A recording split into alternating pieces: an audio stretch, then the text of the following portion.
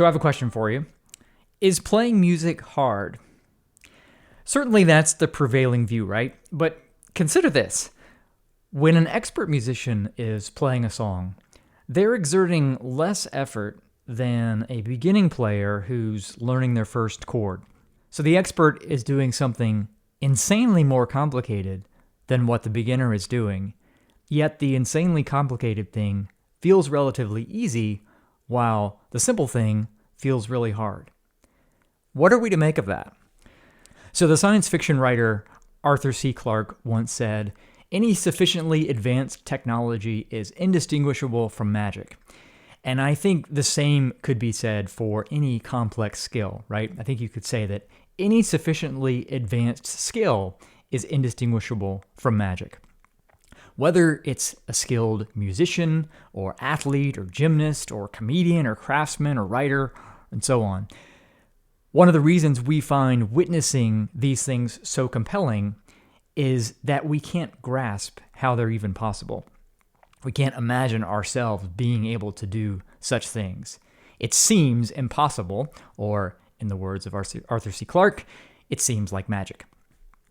When Earl Scruggs first burst onto the banjo scene, people were utterly baffled by what he was doing. They couldn't figure out how on earth he could make all of that music come out of his banjo, and with just two hands. It seemed like he'd found some kind of cheat code. And so for an untrained person who is observing such feats of skill, the idea that they could even hope to do something similar may seem foolish, because what you're seeing in these instances is so many orders of magnitude greater than whatever level you're currently at. It's impossible to imagine the path from how you get from where you are to there. In fact, it's quite natural to think that nobody could get there without being born with those abilities, which is one reason why the myth of innate talent has endured for so long. And that, of course, is the nature of magic. It feels impossible. And yet, all complex knowledge and skills, including many magical skills that you possess, arise from the exact same process. It arises from the brain's ability to execute a great many different basic skills together at the same time. Skills that on their own don't seem like magic. And the only reason we are able to learn how to do this is because through practice, our brain is able to create and then embed the algorithms for those skills, the set of instructions, literally into the substance of our brain, so that they can be executed automatically, meaning while our conscious attention is directed elsewhere. And because our conscious mind can only focus on one thing at a time, this process of automating skills, which of course is why we practice, is the only way we're able to perform more than one task at the same time. And the reason that this wonderful ability to automate basic skills so that they can be executed simultaneously, an ability that, again, if you're listening to this, you also have, the reason that ultimately leads to capabilities that look like magic is because it allows for exponential growth in the things that we can do. It is ultimately a mathematical phenomenon, and one that's enabled by this fundamental mechanism that exists in every brain. But in the early days of learning anything, as we're building foundational skills, and before we've begun to benefit from the magic of combinatorial math, things are slow going, right? Our progress is slow and linear. But then, provided we've built the right sorts of skills, something changes. We hit a threshold, and suddenly progress starts to accelerate. And it's when we've hit this threshold that we start to reap the rewards of combinatorial math. So whereas adding 5 skill layers together may only get us to 5, adding 20 may get us to 1,000, right? And again, the only thing that can ever make this possible is the automation of a sufficient number of skill layers, which is something, again, that anyone can do. Your ability to understand what I'm saying to you right now is made possible by this exact same process. It's only possible for you to comprehend the words I'm saying because you've built layers upon layers of automatic perceptual and conceptual skills that can discriminate, identify, and instantly understand the sounds that are coming out of my mouth at the speed at which I'm talking. So you have to have built up the auditory skills needed to automatically distinguish and identify the sound of one phoneme from another, all this stream of phonemes that are coming at you, and then one word from another.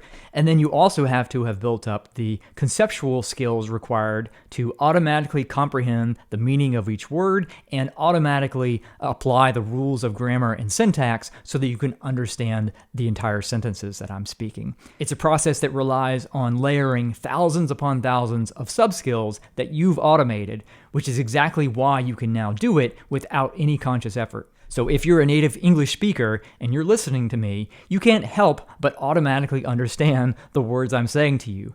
You can be in a restaurant, and if someone is speaking loudly next to you, you can't help but understand what they're saying, even if you're trying to focus on reading the cocktail menu. Comprehension is instantaneous. It feels so easy that we don't appreciate just what an incredible feat of intelligence it is. But when you first started building your language skills as a baby, your progress was initially painstakingly slow.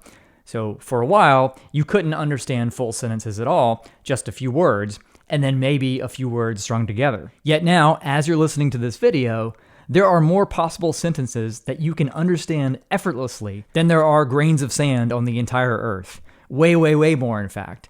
For all practical purposes, the number of sentences that you can potentially comprehend effortlessly and automatically is limitless.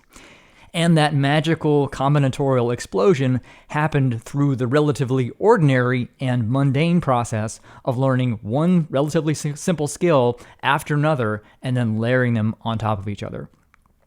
In fact, if you've been around a young child learning language, you've seen this combinatorial explosion happen firsthand, when suddenly overnight, they seem to understand everything that you're saying. And that happens when they hit this threshold of having developed enough automated skills to produce exponential growth in their ability to comprehend language. And to every other animal on the planet except us, this also looks like magic.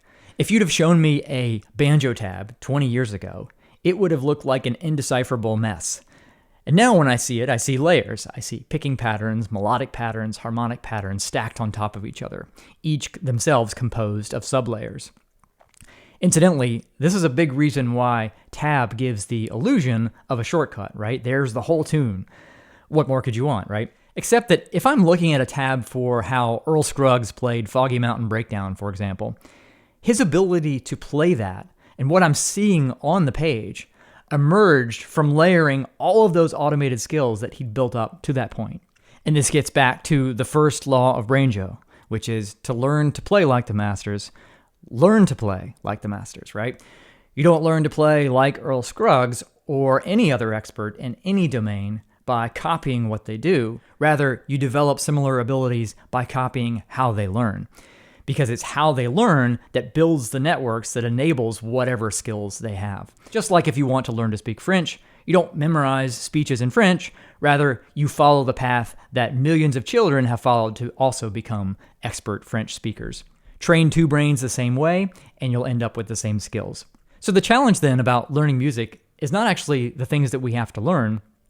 Each subskill, each layer, each step in the process is simple enough to master. It does take consistent effort and patience, but those are things that are entirely within our control.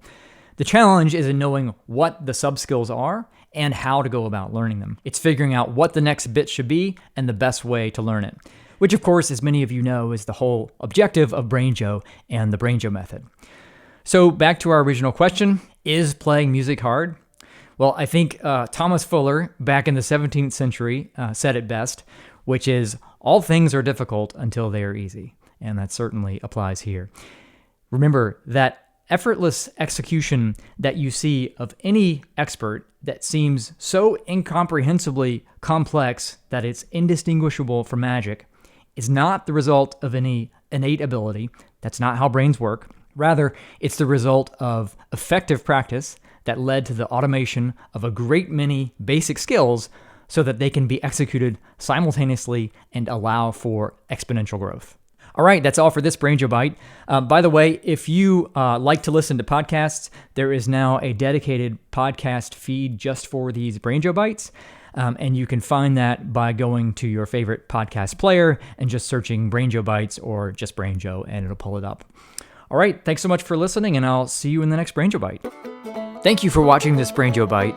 To catch future episodes, hit the subscribe button and ring the notification bell if you haven't already done so.